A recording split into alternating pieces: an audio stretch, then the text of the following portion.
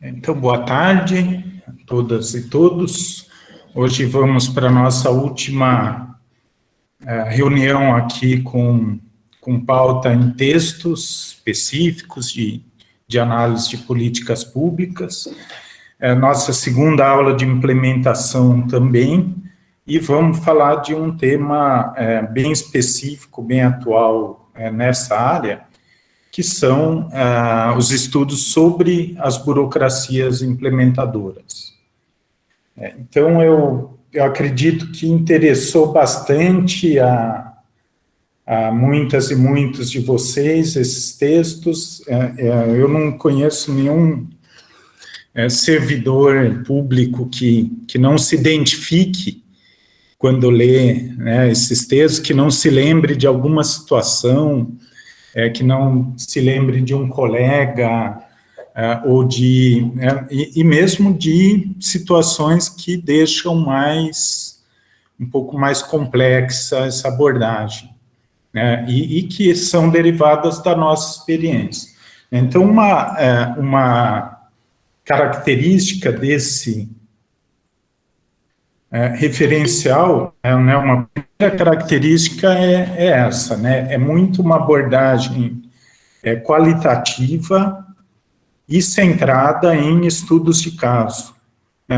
Inclusive o Lipsky, algo que me fez pensar bastante. Ele diz que é tipicamente uma abordagem qualitativa de estudos de caso e comparativa. Ele está dizendo que faz sentido quando você compara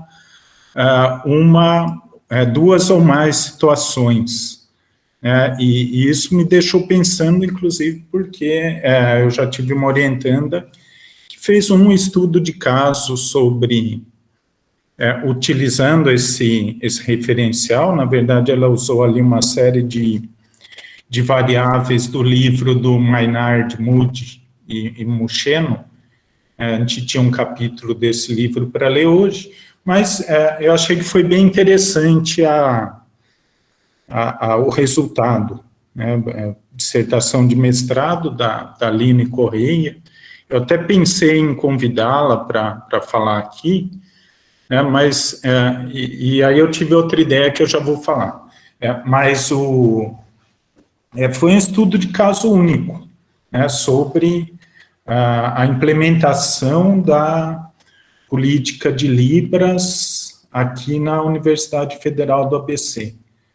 Como os BNR aqui da universidade, frente a toda a regulamentação que tinha, frente à estrutura que foi construída pela reitoria para implementar essa regulamentação, que era basicamente permitir o acesso para usuários da língua brasileira de sinais, Libras, às atividades da universidade, Então, teve que contratar tradutor, teve que adaptar algumas rotinas de sala de aula, uma série de coisas. Mas foi um estudo de caso único, e eu achei que funcionou muito bem. Mas eu acho que esse é um ponto para a gente discutir.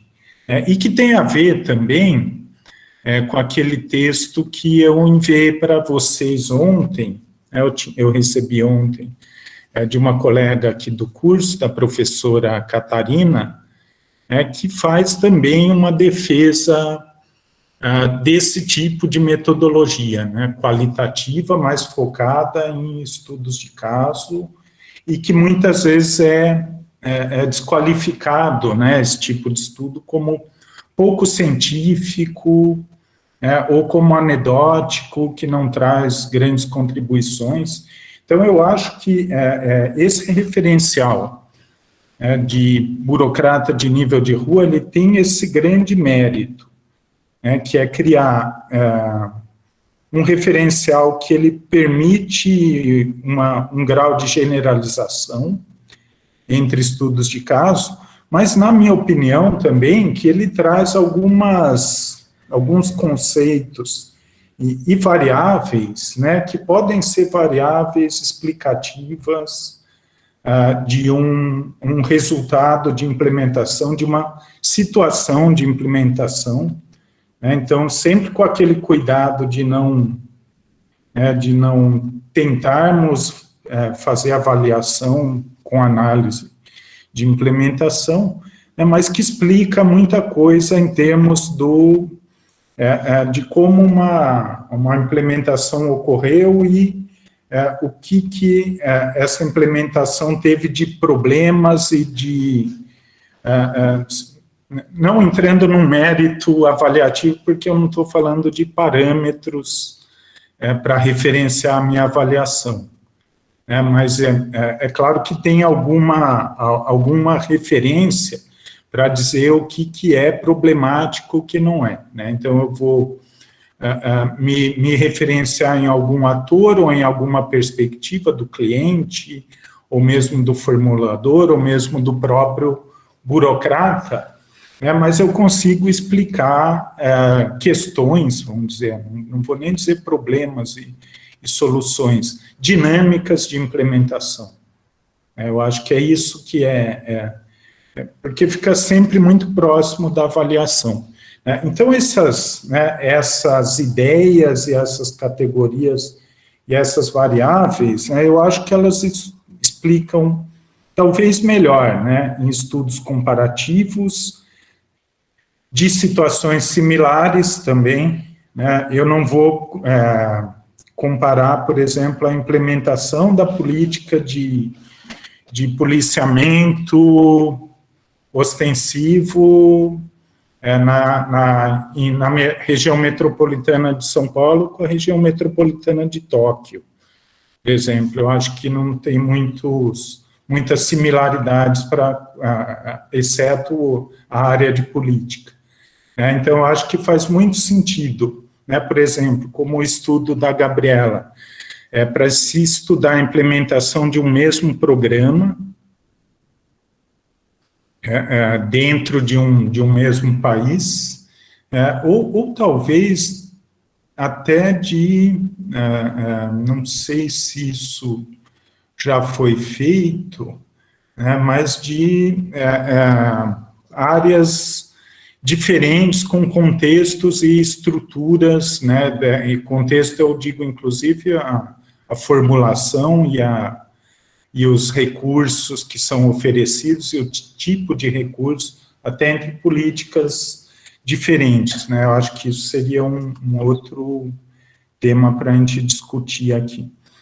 E aí uma ideia, aproveitando que o Caio está por aqui, não sei se já foi discutido isso com a coordenação do curso, como eu pensei em convidar essa minha ex-aluna, eu penso que seria o Caio não é o representante, o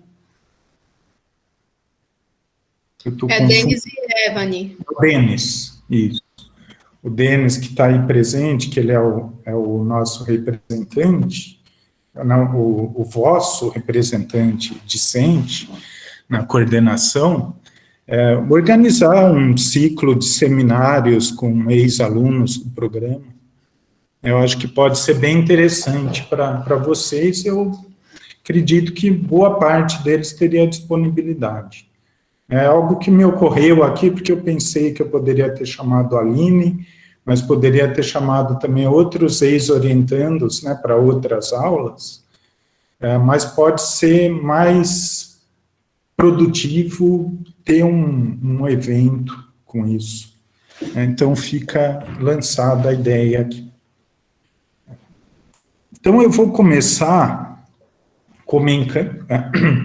comentando aqui o texto do mais recente, Cavalcante, Lota e Pires, que é um texto de revisão da literatura, Então, eles mostram muito essa linha evolutiva desses estudos de burocracia de nível de rua. Eles descrevem algumas das abordagens principais, falam de métodos também,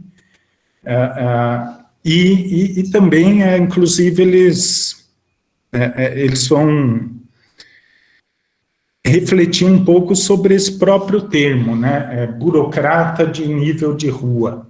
Então, o Lipsky, ele dá uma dica, né, disso, que, na verdade, é algo que ele pensou como algo um pouco provocativo, né, de você colocar dois termos que aparentemente contraditórios, né, então, o burocrata, que é visto como aquele agente público que ele está afastado da realidade do dia a dia, né, que muitas vezes ele é insensível às dores dos clientes ou mesmo dos agentes implementadores, às relações com outras agências, aos contextos específicos, e o nível de rua, que é quem está lá na ponta atendendo, né? Então, o que é o burocrata de nível de rua?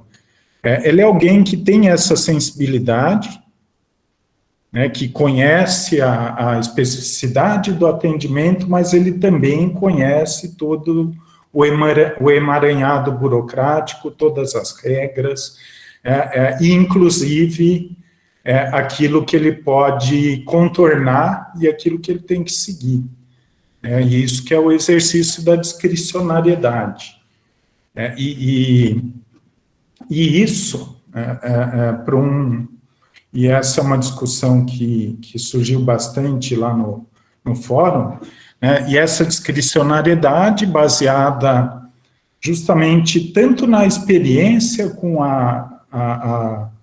o conjunto de regras, de hierarquias e de tudo que é mais formal com relação à política, como com relação à própria prática, com os usuários, com as situações, com os próprios equipamentos que são utilizados, isso pode gerar uma discricionariedade que pode ser do bem ou do mal. E segundo os autores dessa corrente, os principais autores, não são situações excepcionais, né, que essa discricionariedade seja usada de forma negativa. Né? Então, isso é um ponto também que chama atenção em todos os textos e que eu queria discutir com vocês. Né?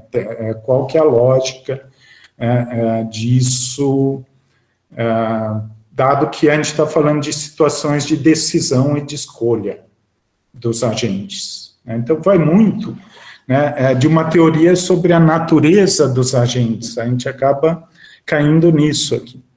Se o BNR, ou agente de implementação, que é um termo mais soft para dizer o mesmo conceito, o burocrata de linha de frente, qual que é a natureza desse burocrata frente às condições de implementação, e se a discricionariedade que ele tem, isso é algo dado também para esses autores, não existe situação de não discricionariedade, sempre vai existir, por mais estritos que sejam os controles, e inclusive eles dizem que talvez o controle mais estrito gere uma discricionariedade ainda maior, gere uma situação de burlar as regras, é similar com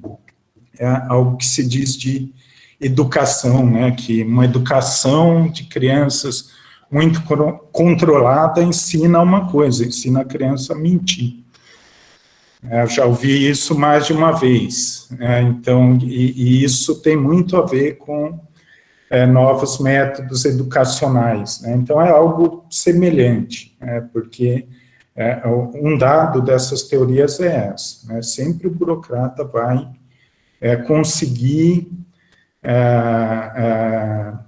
se adequar a um determinado contexto, e a regulação ela é um outro dado de contexto, o controle, tudo isso é mais uma situação com a qual ele vai aprender a lidar, mesmo quando é nova.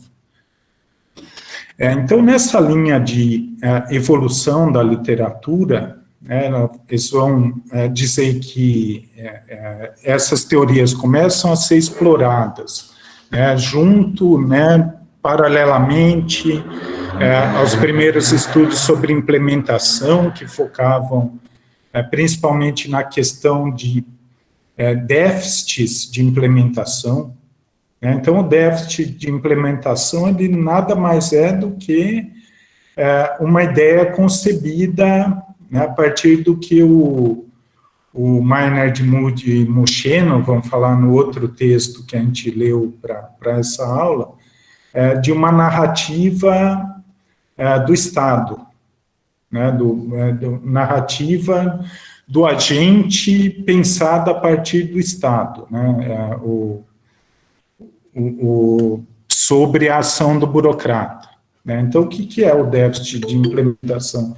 É a constatação de que, em função também, né, de outros fatores, como mudanças de contexto, como a própria reação dos clientes à implementação, do público-alvo à implementação, mas de que os desvios de conduta, da conduta prevista dos implementadores, são um dos fatores que geram déficit de implementação. Isso levou os pesquisadores a se interessarem mais sobre esses agentes, como sendo elementos que têm um papel ativo na política, né, que não são meramente reativos e que normalmente vão se comportar da maneira que se espera na formulação da política e que qualquer desvio disso é uma anomalia. Né. Então, eu acho que é isso que tem de mais chocante, né, talvez na teoria, né, seja não considerar como anomalia a discricionariedade. Porque, na verdade, a gente acaba sendo formado, né, e isso tem muito a ver com um pensamento, vamos dizer, mecanicista, né, que no outro texto ali o Subirats vai criticar, de que existe uma possibilidade de formulação racional, né, então tem a ver com aquelas também abordagens racionais compreensivas da formulação. Então, eu vou prever tudo, inclusive como a gente vai se comportar. Então, começa a se constatar que isso é absolutamente irrealista. E aí, um marco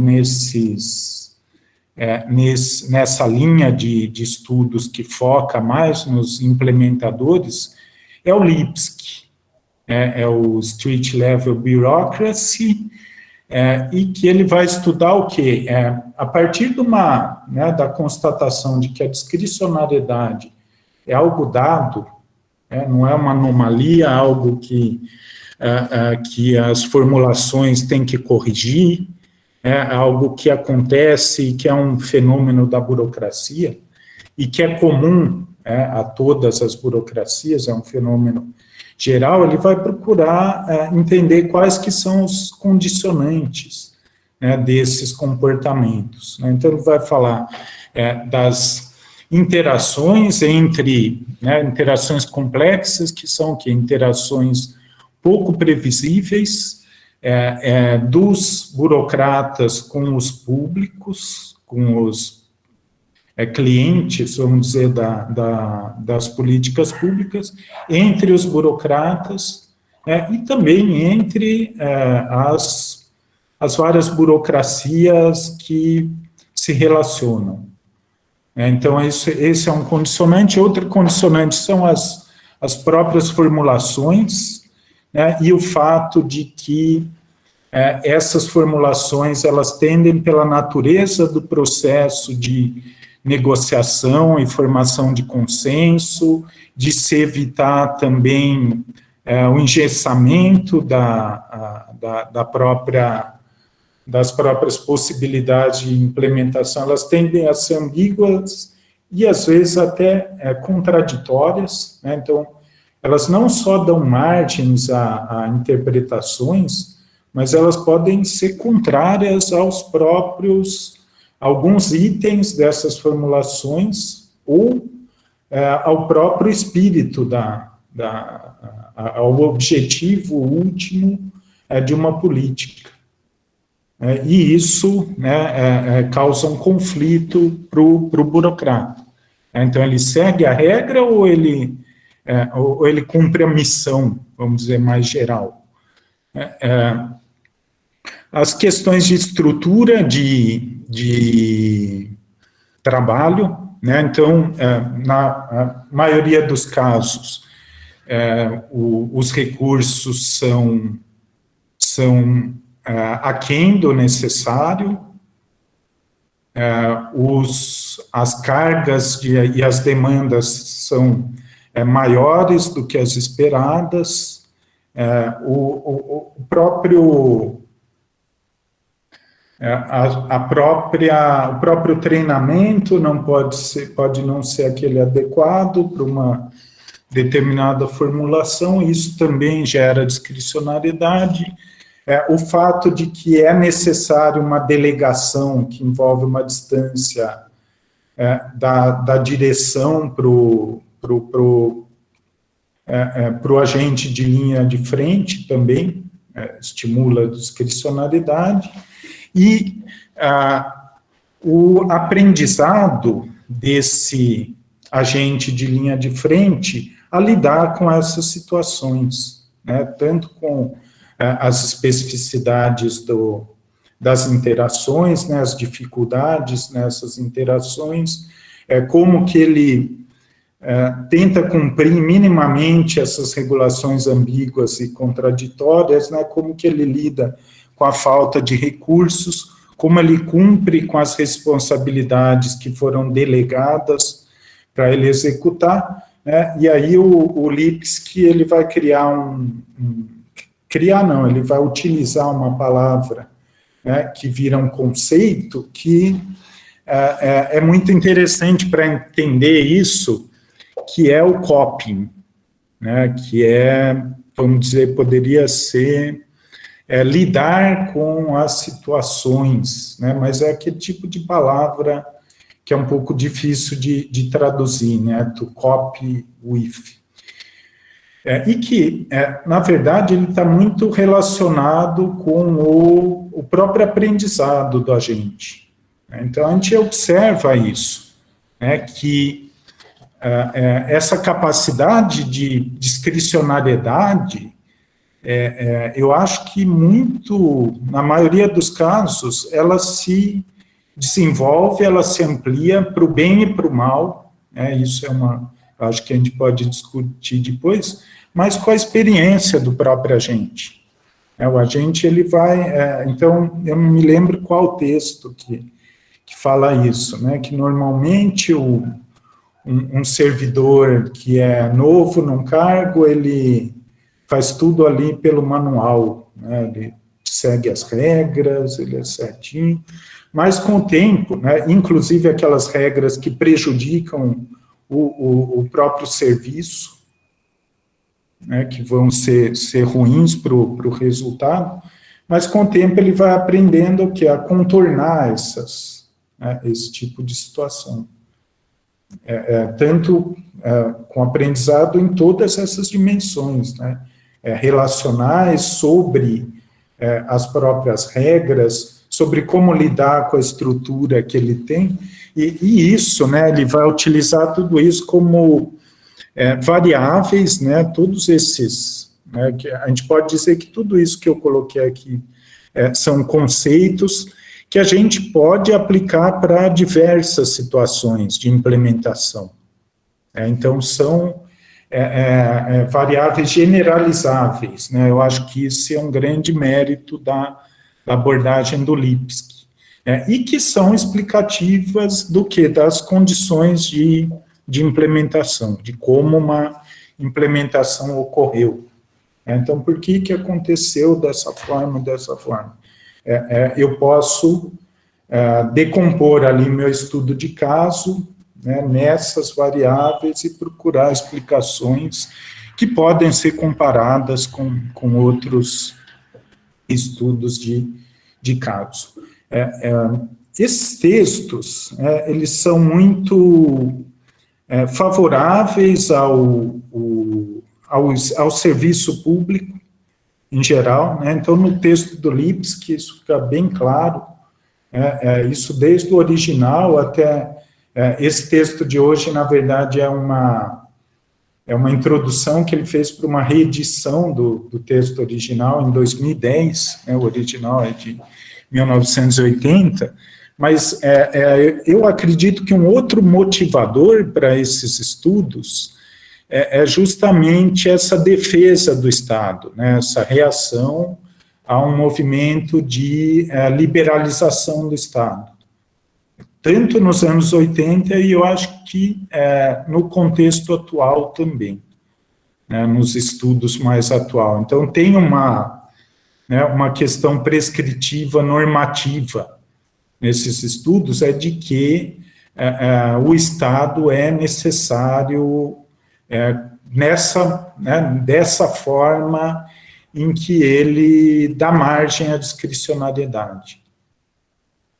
Então, esse texto ele também vai descrever alguns tipos de estudos de burocracias de nível de rua, né? Então, estudos setoriais, né, sobre a implementação de políticas públicas em áreas mais específicas, estudos sobre as novos formatos administrativos do Estado, né, focado na questão da hibridização de instituições, né, então parcerias público-privadas, terceirização, toda esses novos formatos que vêm nas reformas do Estado, e mesmo da própria governança das políticas públicas, né, então da descentralização de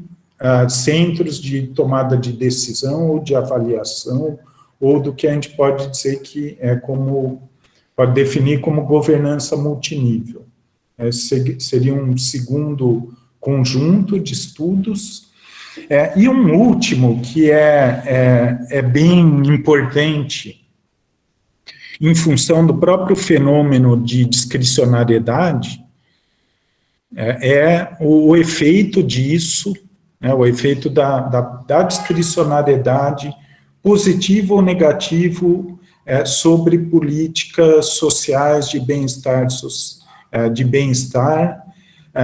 se essas margens de manobra dos burocratas, se isso contribui ou não para o objetivo dessas políticas, que é diminuir desigualdades, né, se isso acaba levando a uma reprodução de desigualdades, essa subjetividade do agente do Estado que está lá na ponta, lidando com esses públicos que não têm escolha sobre o serviço, né? Então, o serviço é algo dado para essas populações, não tem muita opção para a escolha. Então, esses 3 campos, né, então, a gente poderia dizer focos de estudos que eles destacam nesse texto.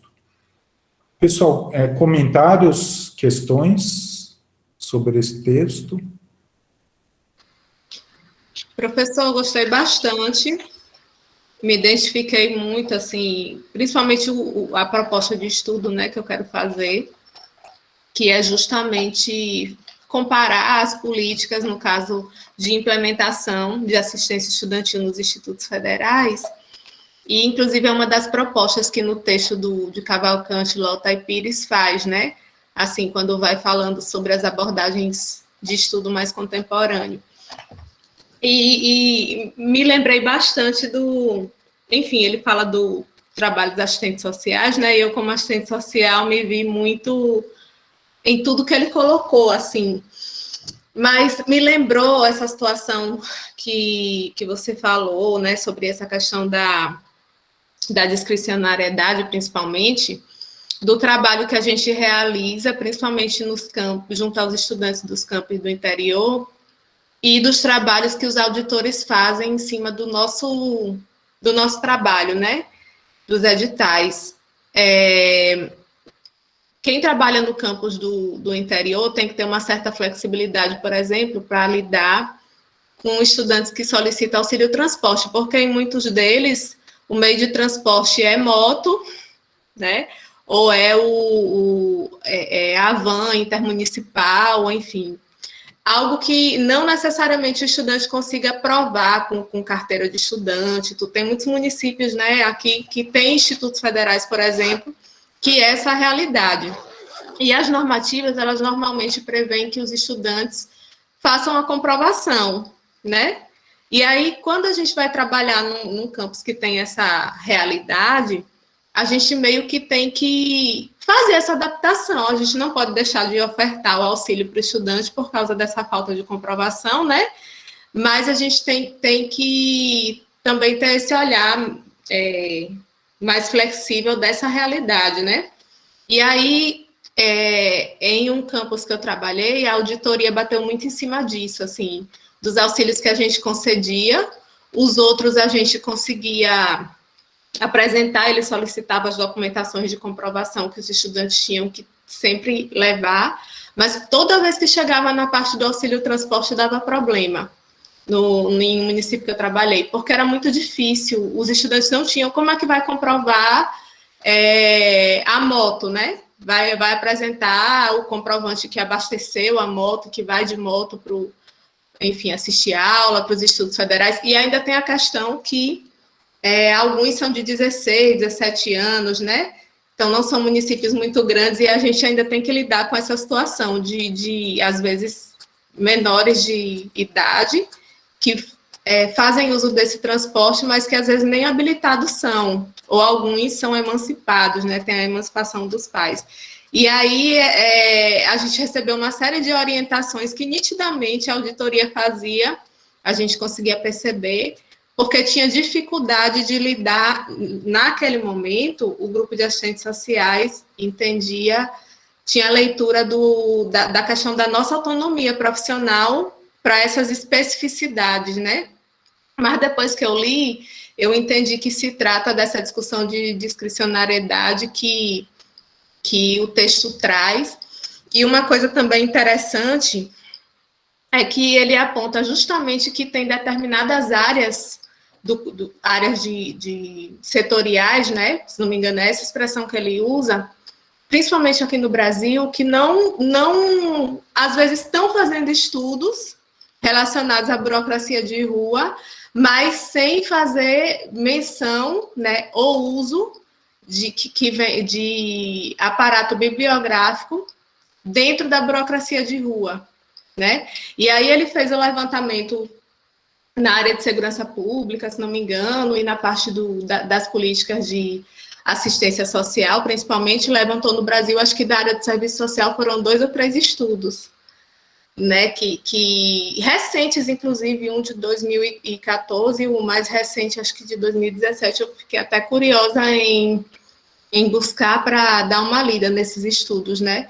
Então, assim, para mim foi de grande valia, me deixou muito na dúvida, porque eu já estava traçando em mente algo para discutir, mas depois que eu li esse texto, eu fiquei muito na dúvida com relação ao meu trabalho final, né? E, inclusive, hoje de manhã eu fiquei até refletindo. Na verdade, o que eu fiz na minha dissertação foi um trabalho que analisou justamente dentro da teoria da burocracia de rua a implementação das políticas de assistência estudantil com recorte étnico-racial no IFES. Só que eu não utilizei referência bibliográfica nenhuma dessa discussão, porque até então eu não tinha apropriação, né? E olha que o meu curso de serviço social, tem muita discussão dentro das políticas sociais, né? A gente discute bastante durante a graduação isso, mas não temos, pelo menos assim, até hoje eu nunca tinha tido acesso a esse debate.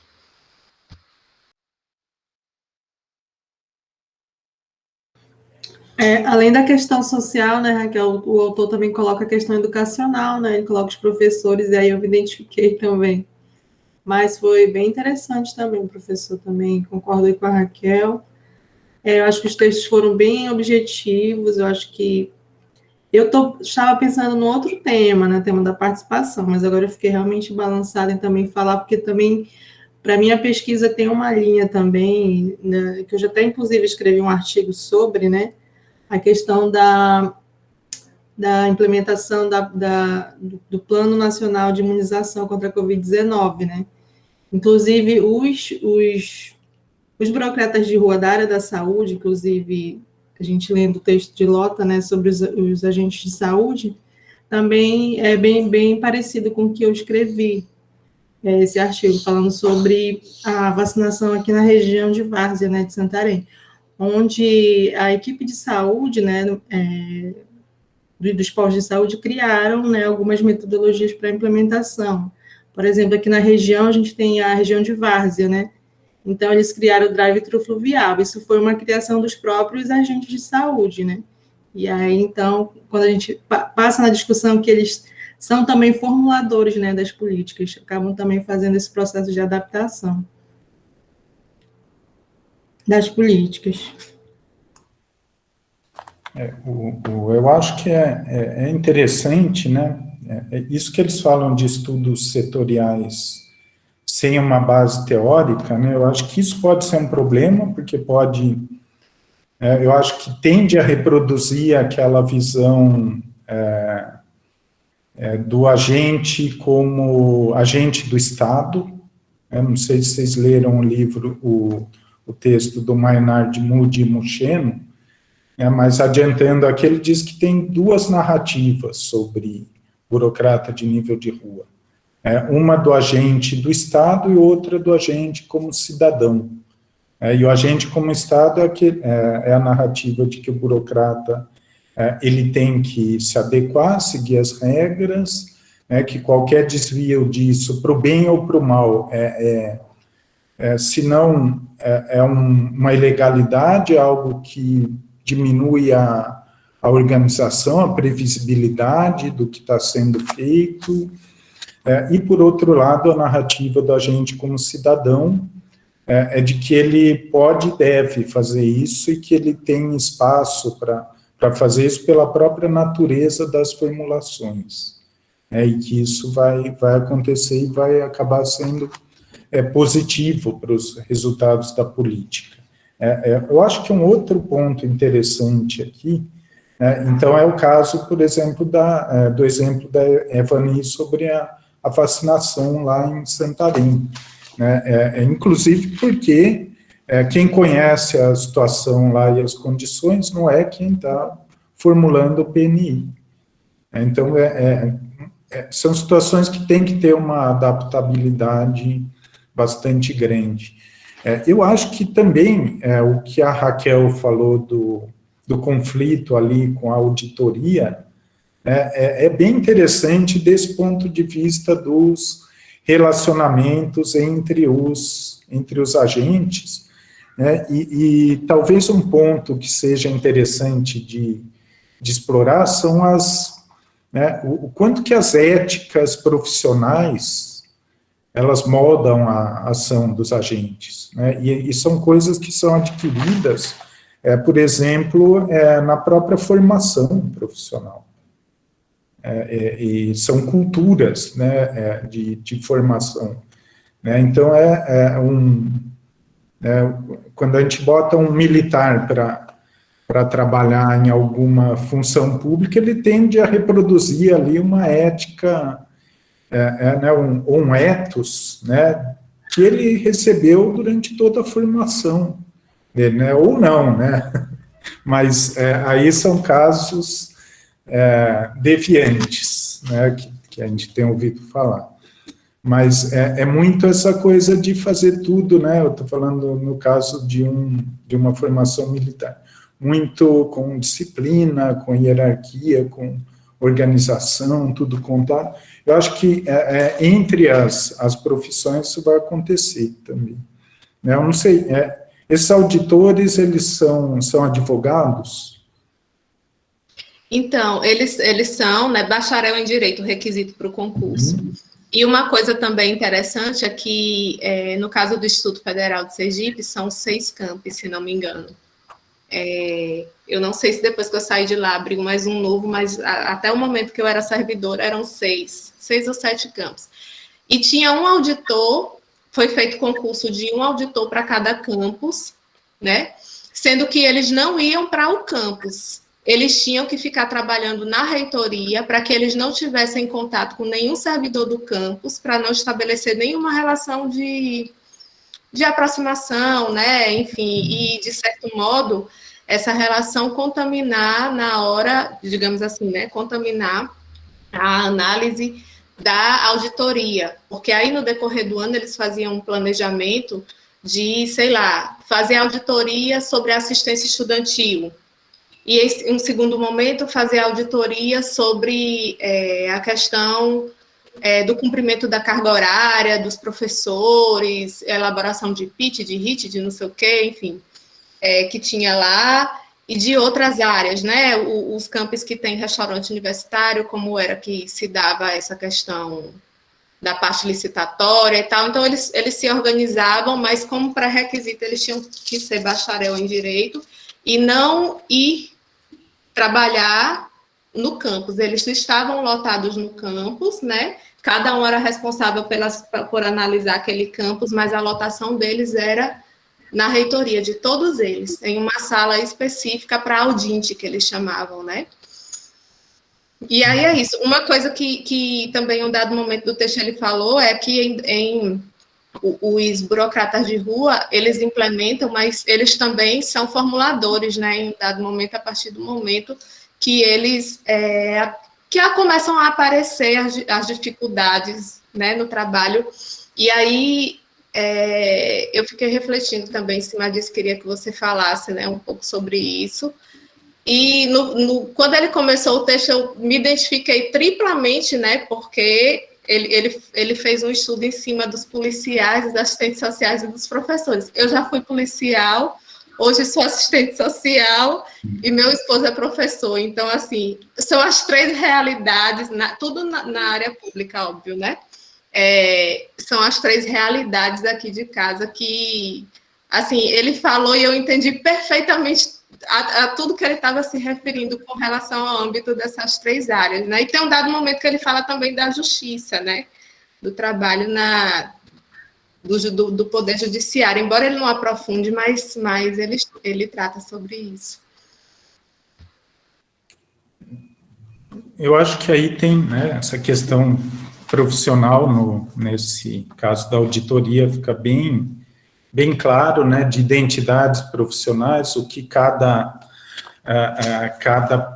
que é um sentimento de pertencimento, né? Então, os valores não são regras prescritas, formais, é aquilo que é uma aculturação, né? E todos, né, a partir do momento que a gente é educado e segue uma carreira, a gente vai sendo aculturado nas nossas profissões, a gente vai incorporando uma ética que está mais ou menos alinhada com aquele grupo com o qual a gente se identifica. E para os sociólogos funcionalistas, isso é o que é necessário para a reprodução dos grupos sociais. Então, por exemplo, a ética militar ou a ética científica ou a ética do crime organizado, né, as regras, né, elas são funcionais para a manutenção e reprodução de grupos sociais.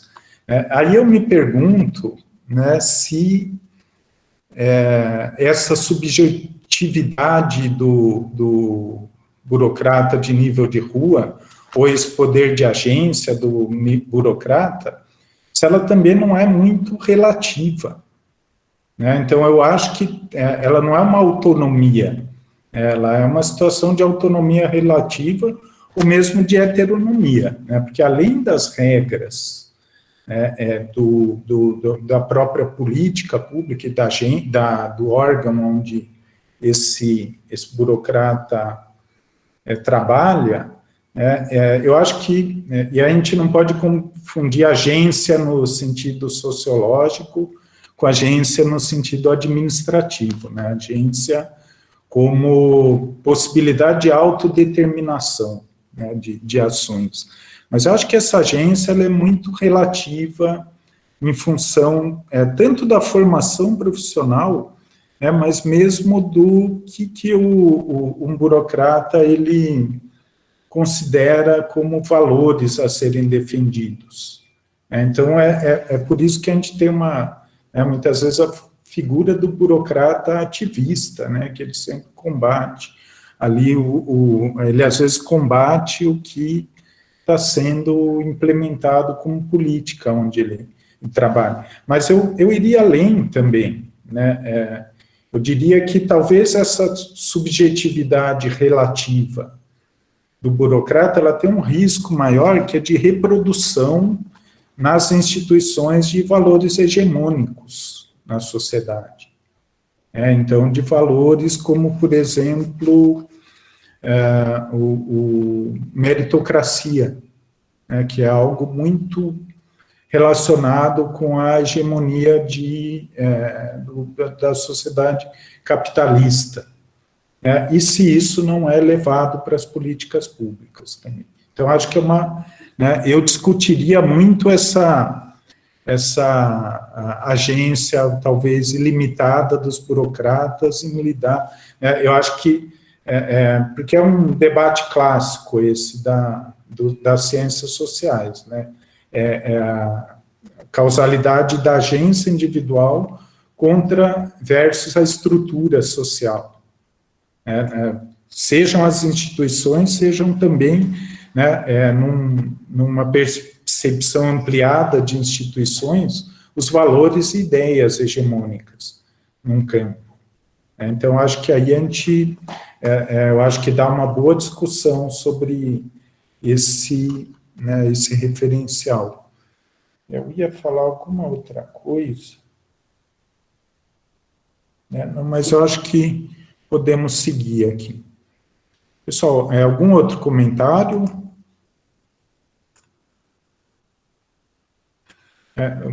O texto ele vai finalizar, né? Então eu vou correr um pouco aqui. Acho que eu não consigo aqui comentar todos os textos em tempo, né? Mas eu já vou adiantando algumas coisas. lembrei.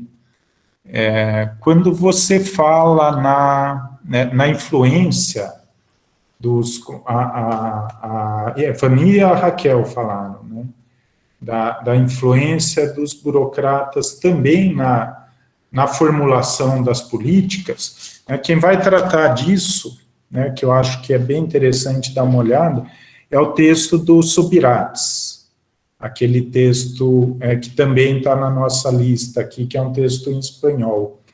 Então, ele vai dizer que os burocratas, deixa eu colocar lá no slide do Subirats. Ele vai criticar, né, essa visão da maquinista da burocracia, e ele vai dizer que os burocratas têm recursos que são próprios do burocrata, principalmente, né, que ficam mais evidentes para a implementação de políticas públicas, mas também para a formulação das políticas públicas, né? Então, uma primeira, isso com relação a quem? Com relação aos quadros de direção nessas políticas.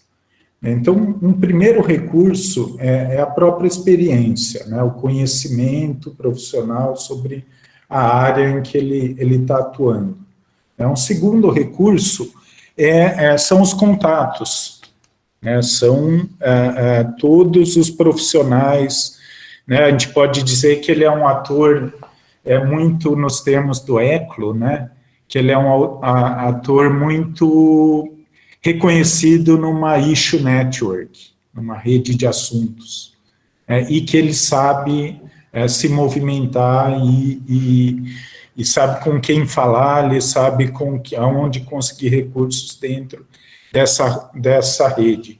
E um terceiro recurso é a própria permanência, né, que esses servidores, né, na maioria dos casos, eles têm de trajetória num setor ao longo de anos, o que é diferente de cargos, né, de cargos eleitos e mesmo de cargos de indicação, né? Então, todo mundo que né, quem já trabalhou em algum cargo de direção, instituição pública, eu acho que fica bem evidente que para esse cargo, para você trabalhar nesse cargo, você depende de quem é servidor de carreira, né? Tanto é que se né, então, chega alguém ali com cargo de confiança para dirigir um departamento. Dificilmente ele vai chegar lá e querer mudar tudo. Se ele quiser mudar tudo, ele não vai conseguir trabalhar, porque ele vai gerar uma resistência tão grande, né? Então, para ele trabalhar, ele tem que conversar ali com as subchefias, né, com alguém que está ali e que não só tem, não é nem questão também só de conhecer como funciona aquela máquina específica, né, mas também ter relações de identificação com quem trabalha naquele setor. Por mais que seja uma subchefia ali e seja um outro cargo de direção, quem está ali sendo comandado se identifica com essa pessoa, né? Inclusive porque esse tipo de cargo muitas vezes tem uma certa rotatividade entre quem é estável num setor, né? Então, há um tempo eu sou chefe, depois eu... Agora, quem vem de fora não vai ter identificação nenhuma com essas pessoas, então depende muito desses servidores que são estáveis e que são permanentes, né? E aí eu estou lembrando também de um comentário do fórum aqui, eu acho que foi do Daniel, sobre a questão da hibridização, né, dos modelos de administração, e que eu considero uma coisa bastante perigosa, né? Você acaba, né, com o tempo eliminando os burocratas de linha de frente, de setores, por exemplo, de uma prefeitura, né? Então você contrata, né, eu acho que isso acontece muito com serviço concedido, né? Você concede o serviço para uma empresa privada e, com o tempo, né, qual que é a lógica, né, de uma prefeitura que está aí no vermelho e sendo pressionada a diminuir seus gastos? Você não vai abrir concurso público para aquela área, você vai manter aquele orçamento para pagar pela concessão de serviço, só que o serviço vai mudando, as condições vão mudando, os servidores que você tinham naquela área vão se aposentando, vão saindo, e aí tem uma relação com o texto de capacidades estatais, que a gente leu na última aula, né? As capacidades estatais, né, daquela secretaria, por exemplo, Secretaria de Transportes de uma prefeitura, né, se é que ela não foi fundida com outra secretaria, elas vão se perder. E essa área de serviço público, ela vai se tornar refém do concessionário, porque quem que vai conhecer sobre a política, né? Quem que vai ler aquele contrato e entender direito do que se trata aqui? No máximo, aquilo vai ser auditado de uma forma aí mais técnica e menos propositiva, né? Você não vai ter um servidor ali que é da área, que é da issue network, para opinar sobre aquilo e para propor na formulação. Você simplesmente vai manter as coisas funcionando. Henriqueta levantou a mão. Professor, você comentando isso, eu lembrei de uma situação no IBAMA, né? Imagina, o IBAMA foi criado, ficou 15 anos sem ter nenhum concurso público. Quando teve um concurso público, né, que foi em 2000, que aí os novos fiscais, analistas ambientais entraram no final de 2002, né, houve um embate muito grande com os fiscais, né, que eram chamados dos fiscais antigos, com os novos servidores que deveriam ser fiscais também. Porém, esses fiscais novos, eles dependiam dos antigos, que tinham todo o conhecimento, né, que tinham toda a informação, sabiam de todas as regras, tal.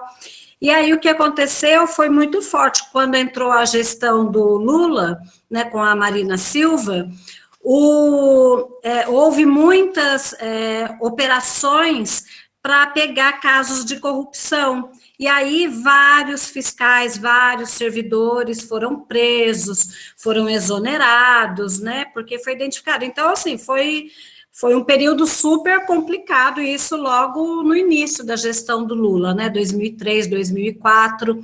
E aí, para os servidores novos se tornarem fiscais, precisavam passar por uma formação, que é a regra.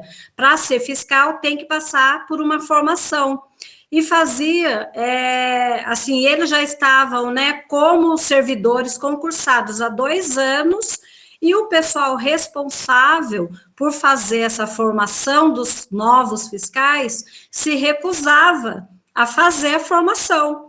Então, assim, foi um embate muito, né, histórias e mais histórias aí, mas foi um embate muito grande de resistência dos servidores antigos, né, resistência com a mudança de governo, resistência com a entrada dos novos servidores, e que seguravam mesmo, né, informações, até que depois, né, conseguiram, tal, superar isso, mas até conseguir ter novos fiscais que tinham, né, algum conhecimento e o poder de fiscalização, foram anos, né, e um governo que ficou marcado de uma certa forma, né, com os fiscais antigos, com os servidores antigos, que consideravam que eles estavam sendo perseguidos, né, os novos que não conseguiam atuar, não conseguiam exercer sua função, porque dependiam dos antigos, e aí imagina, né, as complicações todas, mas eu sei que, de fato, muitos servidores chegaram a ser exonerados e alguns presos, né. Então, era só esse comentário, esse caso complexo aí do meio ambiente. Eu acho que tem uma outra coisa que pode acontecer e acontece bastante entre a gente de linhas de frente e que talvez, né, algo que possa ser detectado nesses estudos de burocracia de nível de rua, que é isso que você falou, de concentração e apropriação do conhecimento sobre processos em um servidor, e acaba se criando uma dependência sobre esse servidor. O que teria que acontecer? Ele teria que passar isso, né, para frente. E claro que vão existir situações em que isso é um recurso estratégico para o burocrata.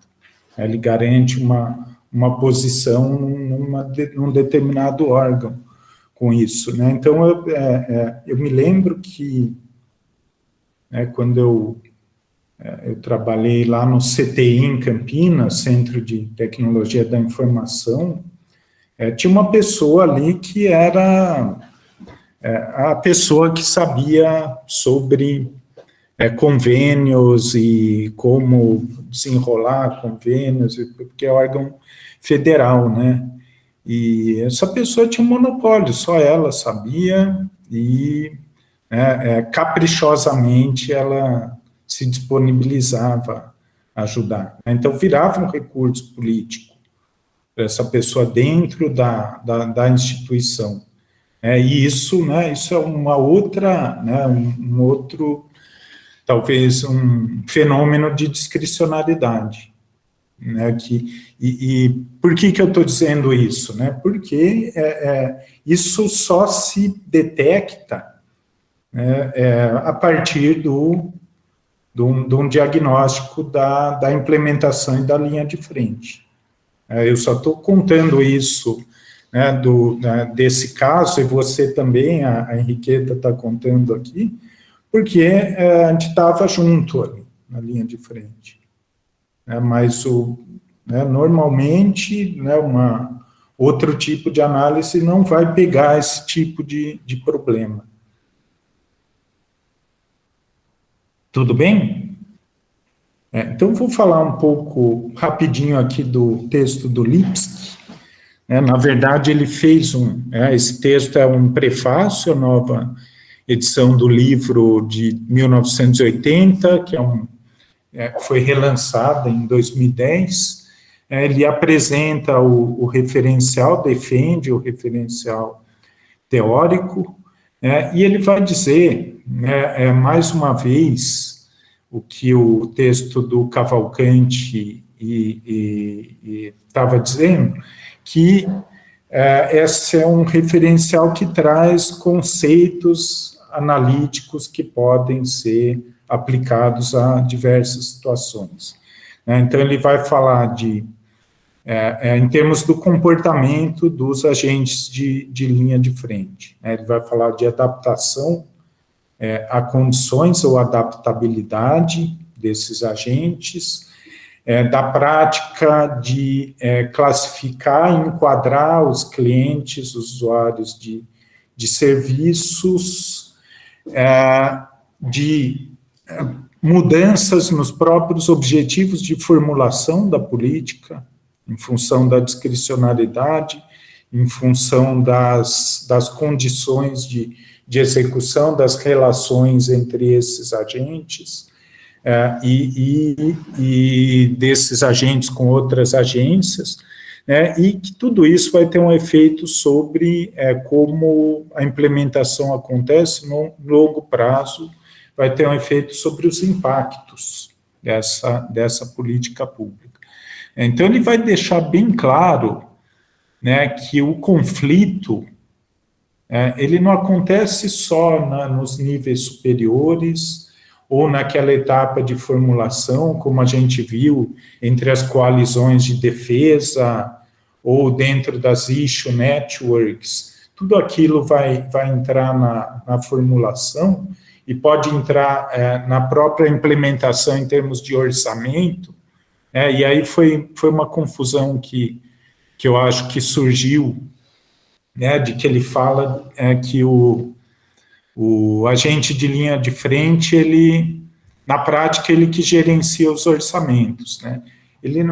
O que ele quis dizer não é que o agente de linha de frente ele vai definir a dotação orçamentária, os itens que vão ser adquiridos, né? É que, na prática, quem vai usar e distribuir os recursos, que essa é a finalidade da formulação, distribuir o recurso entre o usuário, entre o cliente, né, da política pública, quem vai definir isso é o agente de linha de frente.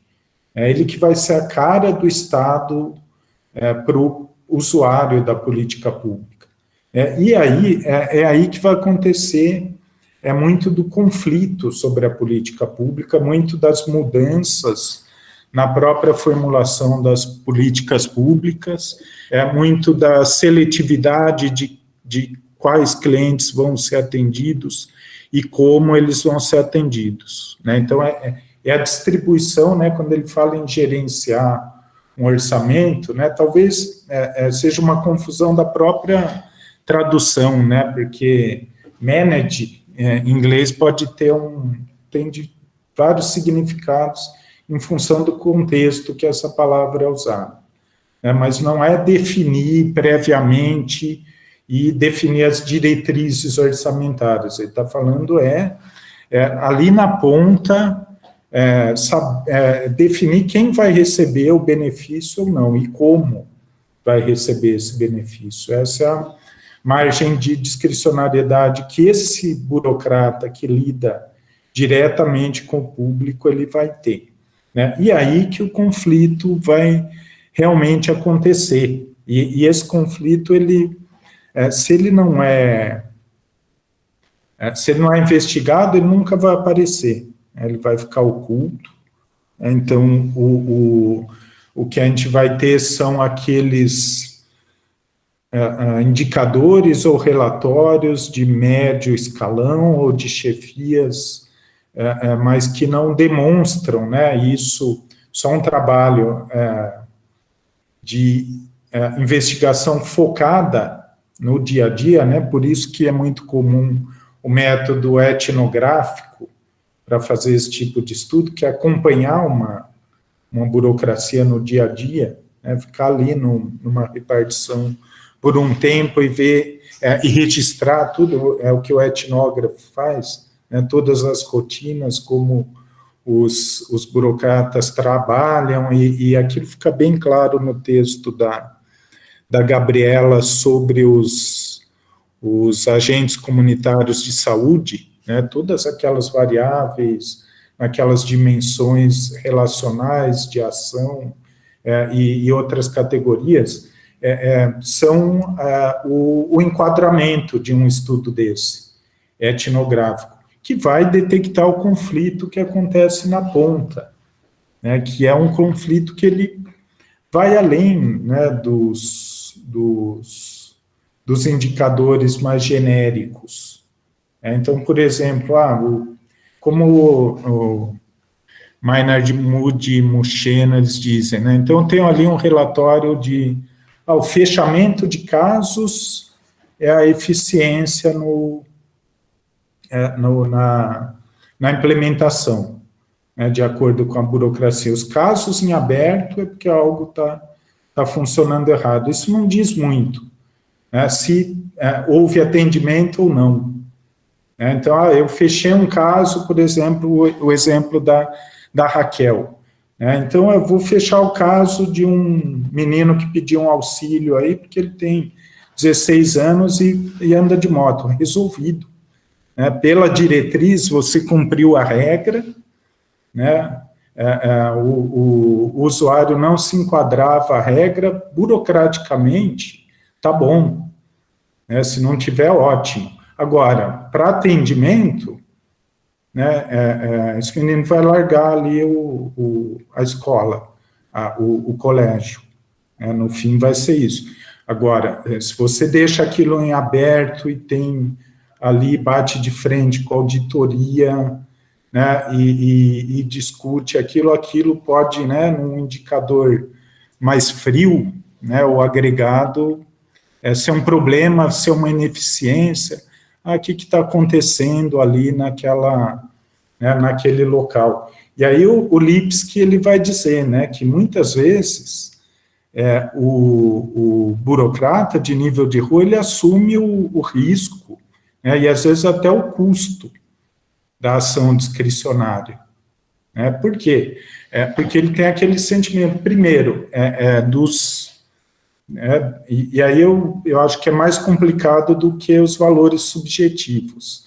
Acho que aí é uma mistura de valor subjetivo, ética profissional e identidade social.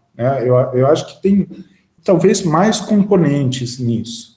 Eu não sei se os burocratas eles vão ser tão homogêneos assim dentro de uma agência, por mais que eles se identifiquem. Então, é um outro complicador, mas que eu acho que não desqualifica a ideia, né, de burocracia de nível de rua. Eu acho que sofistica. Né? Então, eu acho que é isso que, na verdade, é isso que o estudo de caso, o estudo empírico, ele faz. Ele traz, a partir do momento que eu enquadro aquilo com uma nova teoria, né, com um novo estudo de caso empírico, né, com aquela teoria, eu posso encontrar ali algumas particularidades que vão contradizer algumas coisas que a teoria me dizia, né, mas não invalidar. Né, eu acho que acaba acrescentando e se refina a teoria. Né, na verdade, o estudo de caso, o teste empírico, né, em todas as ciências, normalmente ele faz isso, né, ele articula o paradigma. Né, então, eu fiz um estudo de caso que eu descobri que numa determinada repartição você tem comportamentos diferentes em função do gênero, por exemplo. Eu posso descobrir isso não estava ali na teoria, a teoria supõe que, né, não faz essa diferenciação, mas eu vou incluir talvez uma variável nova que me permite entender melhor esses processos de implementação.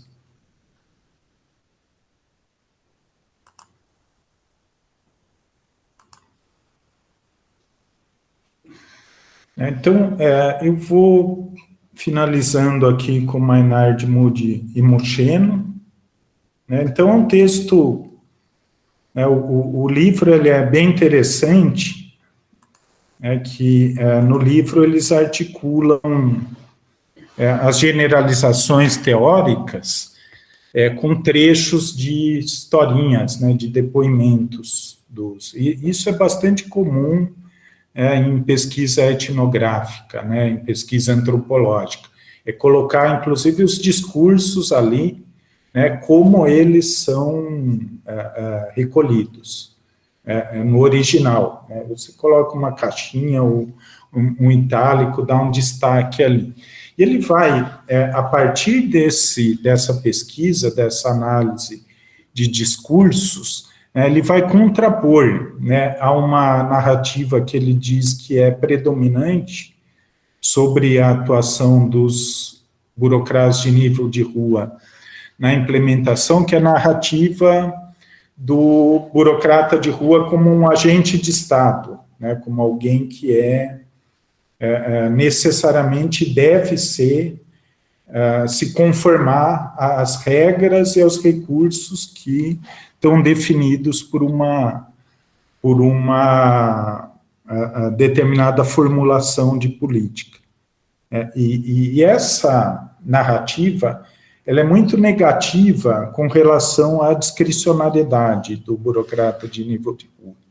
Então, vai dizer que essa discricionariedade, ela é muito oportunista, né, que o agente ele vai exercer essa discricionariedade em geral para se beneficiar dessa discricionariedade, que essa discricionariedade vai ser algo negativo para a implementação da política, para os objetivos da política, e que também significa um problema de legitimidade, né? Então, que é uma desobediência daquele agente que é autorizado, que é legitimado para determinar como vai ser uma política, né? Então, essa é a narrativa do agente do Estado.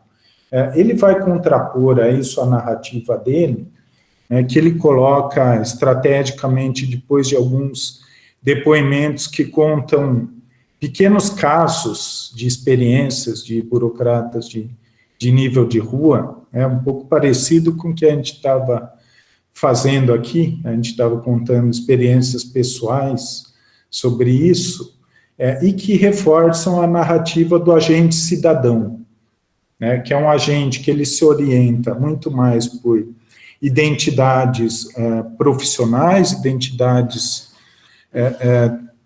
talvez ideológicas, num julgamento e enquadramento do cliente ou do público atendido em função de situações específicas, onde esse burocrata ele tem que tomar decisões, então é um burocrata que ele atua num contexto em que ele tem uma margem de manobra em função da ambiguidade das das formulações, em que ele tem que fazer escolha pelo uso de recursos escassos, em que ele vai ter que tomar uma decisão nessa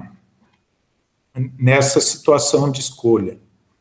E essa visão positiva dessa teoria do agente cidadão é de que ele vai fazer uma escolha que tende a maximizar o benefício para o objetivo da política.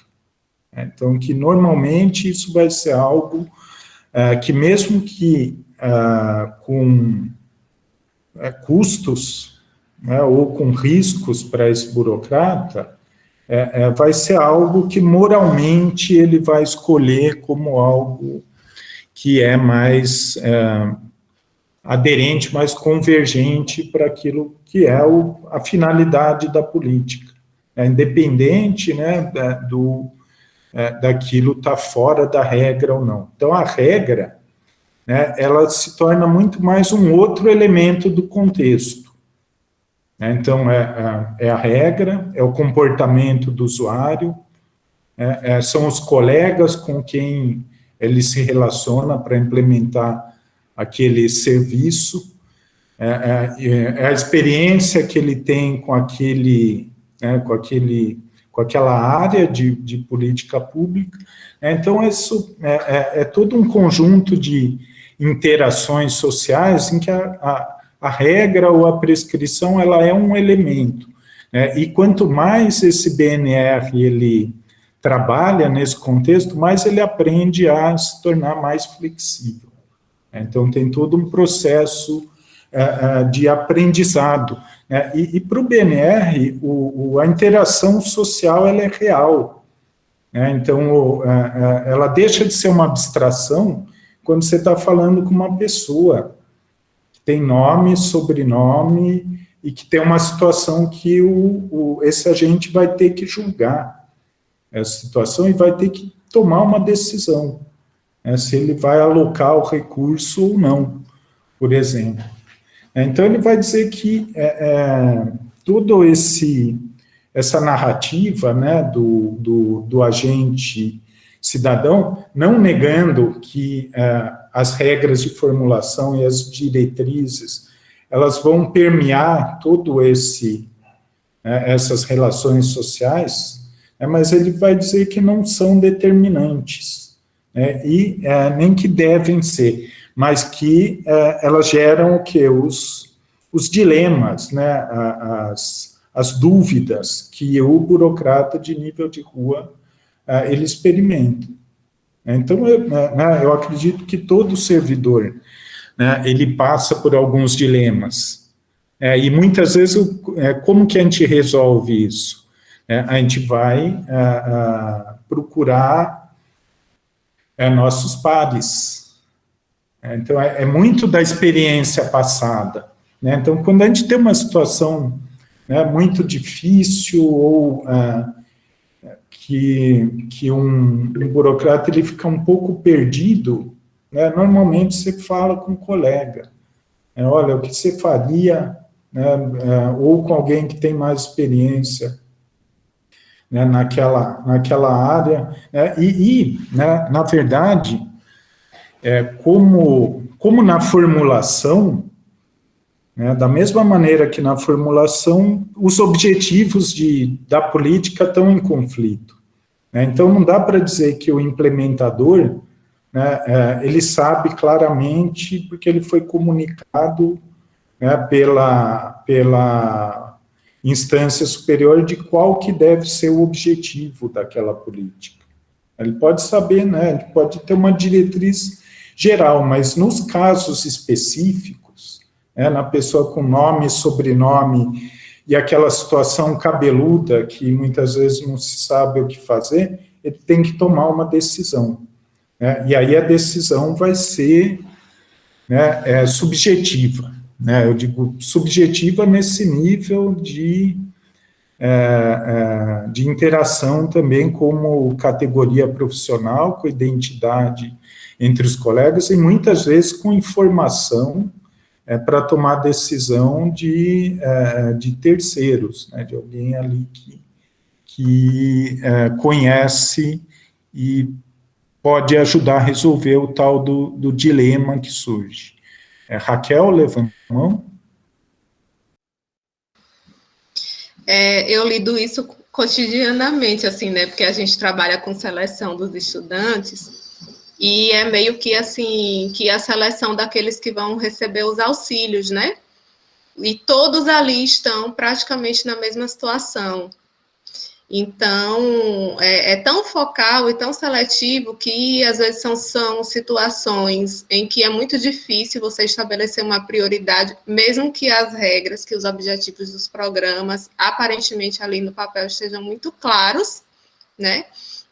Mas eu me lembro que na UFBA, quando eu trabalhei na UFBA por um ano, isso era tão latente que a gente fazia junta social. Você falou que a gente se sentar com os pares, né, às vezes pode ajudar, porque, para mim, as situações, o pobre do mais pobre, do mais pobre, do mais pobre, tinham muitas situações ali, com o mesmo patamar, com situações bem específicas, bem agravantes, pessoas realmente que todas ali estão em condições de receber aquele auxílio numa situação gravíssima e de altíssima vulnerabilidade, né?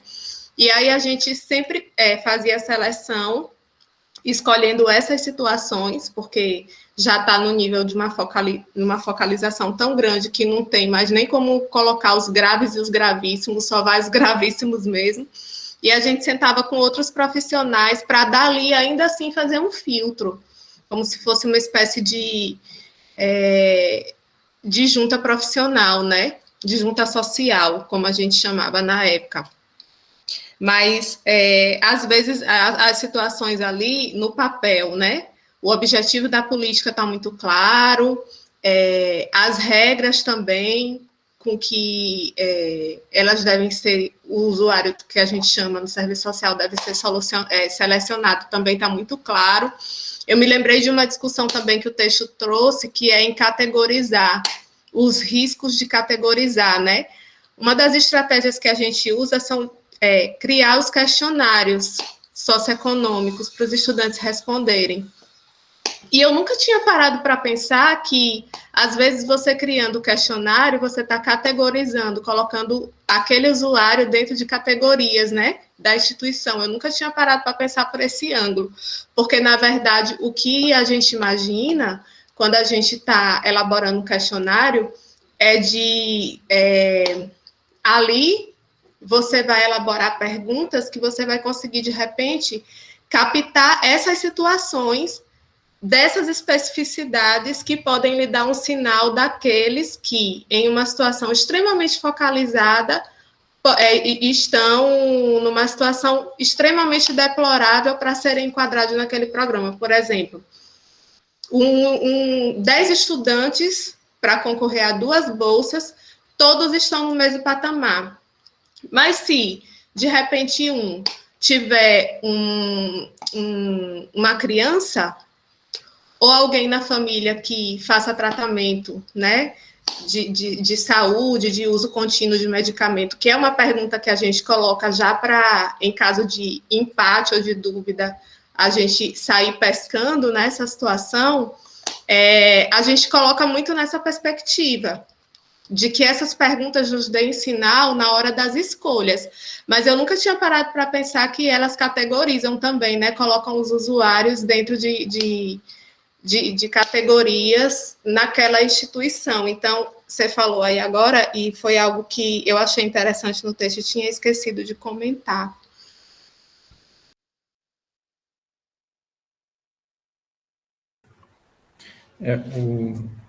Inclusive, ele fala, né, eu acho que é o Lipski que fala, né, que é muito mais comum a discricionariedade nesses atendimentos mais prolongados.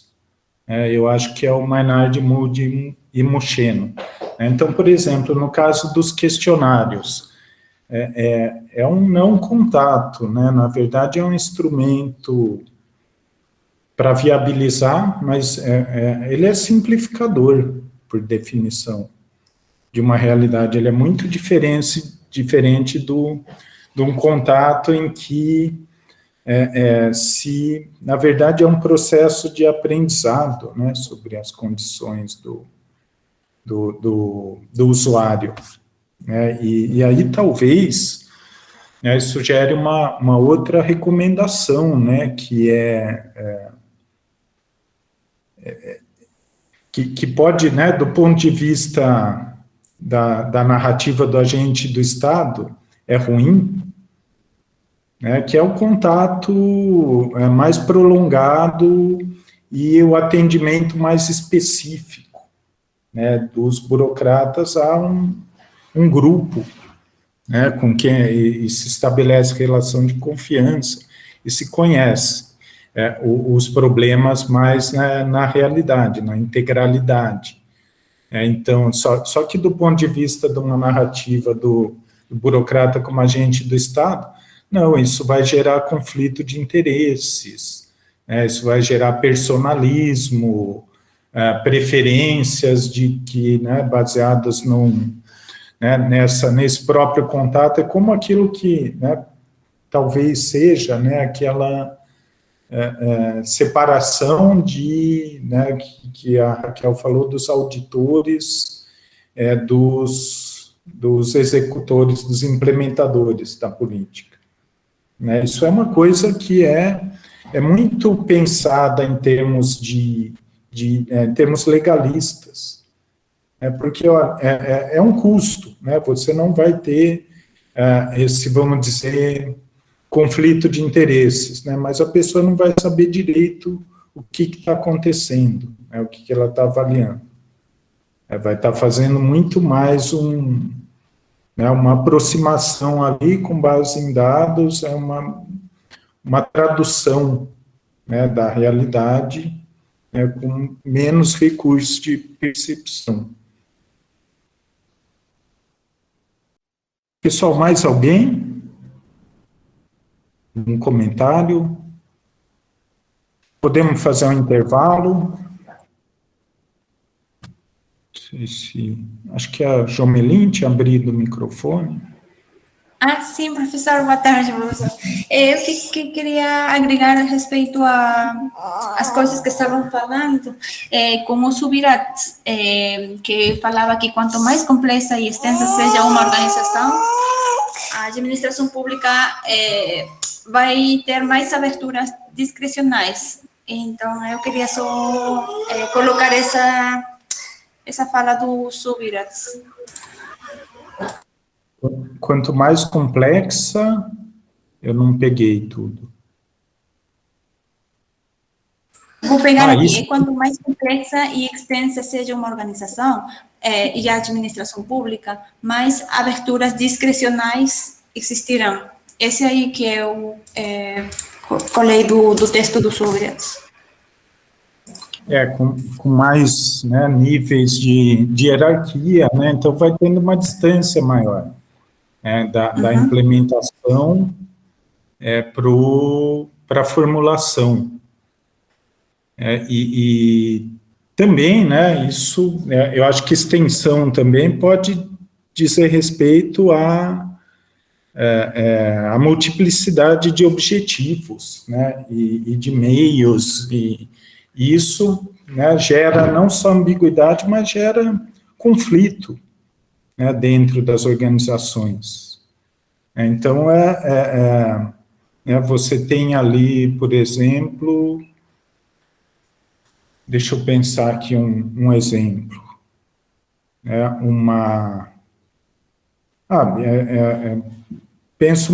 gente pode pensar uma política industrial ou um órgão de desenvolvimento. Então, você tem, né, o que é desenvolvimento? A própria definição disso é problemática. Então, você vai ter uma série de concepções ali sobre isso. Se você tem muitos departamentos, muitos órgãos dentro de uma mesma por exemplo, uma secretaria de desenvolvimento, você vai ter uma série de conflitos e isso vai se refletir nas próprias políticas formuladas. Então, vai ter que acontecer um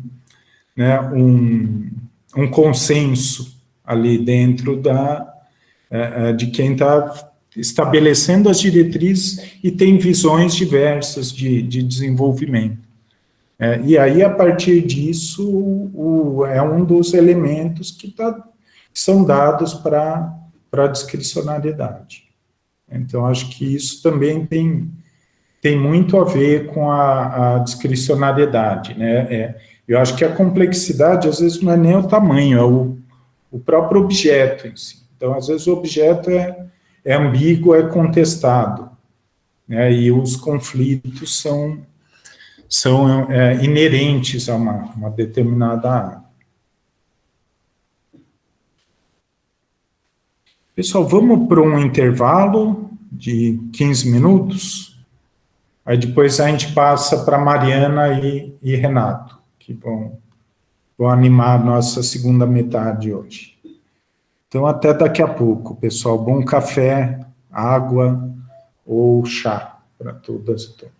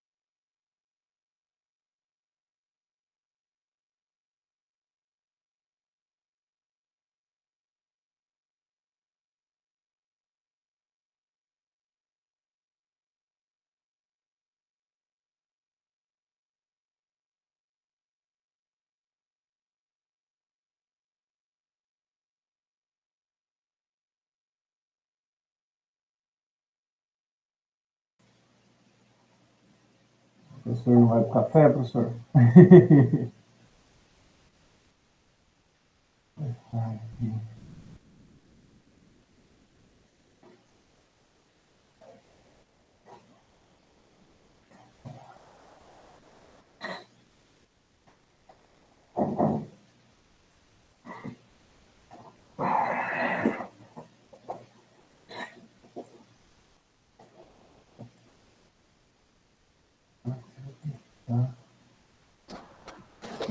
Na verdade, estava resolvendo uma pendência aqui, nem esqueci. Então, esqueci de desligar a câmera. Eu vendo aqui que eu vou já preparar o seminário aqui, já deixar tudo já testar. Mas é engraçado isso, sala grande, tem umas turmas aí que é das 9 às 11, tem uma turma que é das 9 às 11, quinta-feira da noite. Aí tem uma galera ali, sempre tem um que fica ali, e eu deixo a sala aberta para ver até quando a pessoa vai... Até quando a pessoa fica... Aí tem gente que sai meia-noite, ou então eu interrompo a sala, que a pessoa deixou ligado ali, né? Nem está em casa mais. Você sabe que eu estou como professor substituto na Unesp, lá em Araraquara. E aí, assim, lá tem uma regra que você não pode pedir para o aluno abrir a câmera e tal, tem que ser eu faço exatamente a mesma coisa. Para saber se o aluno só entrou, eu termino a aula e fico lá. Fico assistindo a sala só para ver quem não vai sair, sabe? Falar, olha que sacanagem, a pessoa é demais, viu? Eu vou tentar compartilhar a tela aqui, só para ver se... Ah, deixa eu parar, então, que eu tô... Não, será que já aparece? Não, eu acho que eu tenho que sair. Tá. Sair. Ai, vamos... Vou pegar meu café lá, senão não vai Vai dar. lá, vai lá, você fica à vontade. Vou aproveitando aqui, testando.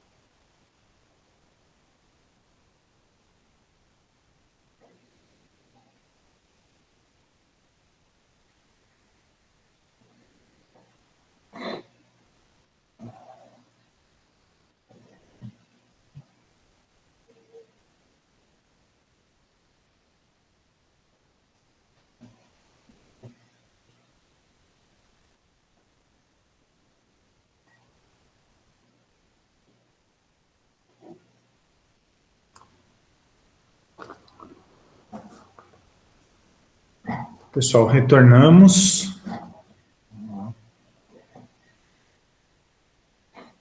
Quando quiserem começar. Opa, então vamos lá. Estamos prontos. Então, primeiro, boa tarde a todos e todas. Estou eu aqui e a Mariana. Estamos responsáveis aí por animar a turma nesse... Não é bem um seminário, né? Nessa apresentação, nessa tarde de hoje. A gente não sabe muito bem se a nossa apresentação ela é incremental ou se ela é um equilíbrio interrompido. Acho que está mais para incremental, porque a gente gostou bastante da dinâmica da semana passada, da divisão dos grupos, então a gente vai se utilizar, vai aproveitar, né, e se utilizar um pouco dessa dinâmica também. Então, vamos dizer que a gente fez vai fazer uma apresentação incremental aqui no tema de burocracia nível de rua. Mas antes de começar, a gente quis dividir outras duas ações em conjunto, né?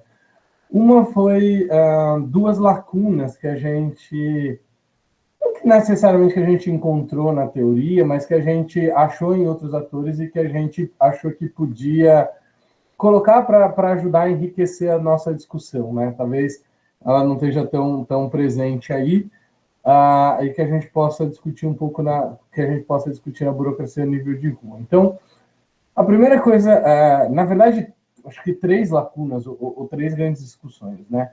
Se a gente for colocar de uma maneira muito simples, a gente pode colocar que a burocracia a nível de rua ela é composta 100% de servidores públicos, né? Mas, na especificidade da nossa política, também cabem dentro da burocracia de rua aqueles que são os terceirizados, né? Que estão ali na ponta e que, na verdade, são terceirizados. Principalmente aí a partir, em São Paulo, em específico, né? Da criação das OSCs, mais forte na saúde, depois cultura, e foi se avantajando, né? E por que a gente traz um pouco essa discussão que talvez seja não sei se uma lacuna, mas traz outras problemáticas para a nossa maneira de pensar a burocracia no nível de rua, né? Até porque também essa tem sido uma discussão muito forte nos tempos atuais, aqui onde a gente tem discutido a PEC 32, a reforma administrativa e quanto isso impacta, na verdade, os servidores de carreira, né? Porque a discricionalidade é um dado, é um fato e é dado dentro desse modelo de implementação. Por um outro lado, para você poder fazer o livre exercício da discricionalidade, você tem que ter a discricionalidade com responsabilidade, para dizer, né? E aí a gente ficou pensando no nosso primeiro diálogo, na nossa primeira discussão, pensando o que mudaria ou não esses atores sendo terceirizados de uma maneira geral, né? Não sendo de fato dentro do quadro do efetivo do Estado e respondendo uma outra legislação com outros graus de proteção ou não frente às suas ações, frente à implementação que ele vai executar, né? Então, vamos falar, por máximo que os treinamentos sejam importantes, esses elementos são importantes, a gente pensou que talvez essa fosse uma primeira lacuna, eu não estou conseguindo achar outro termo, mas uma primeira lacuna, uma primeira questão da gente pôr, quando a gente fala de burocracia do nível de rua, para ajudar a complementar o texto. Não sei se a Mariana quer complementar algum ponto aí da análise. Acho que se eu tivesse que falar, eu traria exemplo do mundo prático. Eu tenho só medo da gente se estender. Aí me veio à cabeça... Vocês estão me ouvindo bem?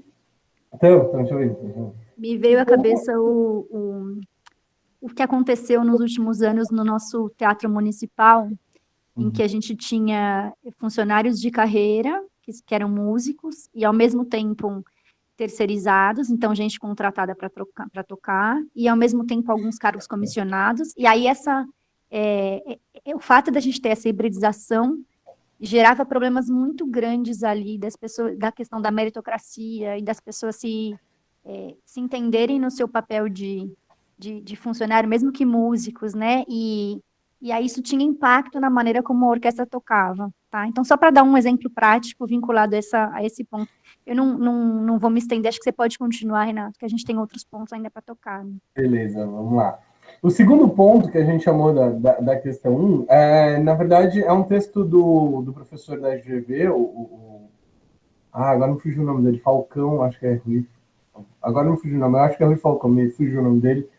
Em que ele, na discussão sobre burocracia, e aí também é uma discussão, na verdade, que já remetia antes, né, a função, a discussão sobre a discrepância do modelo burocrático, né, ele trazia esse quadro que a gente achou muito interessante, discutindo dois fenômenos, na verdade, né? O fenômeno da burocratização da política e da politização da burocracia, né? E o quanto isso, na verdade, não pode também ser um elemento